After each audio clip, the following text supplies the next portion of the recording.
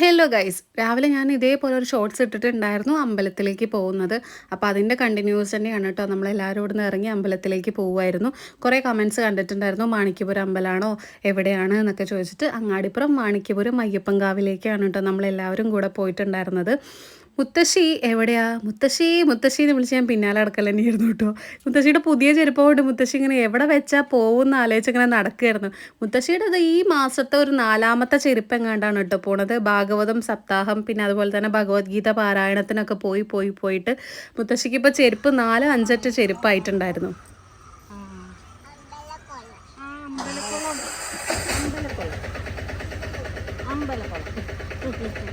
കുഞ്ഞാവ ഇങ്ങോട്ട് ആദ്യമായിട്ടാണ് പറഞ്ഞു തരുന്നത് ഒരു കുളം കണ്ടിട്ട് അമ്പലക്കുളം എന്ന്.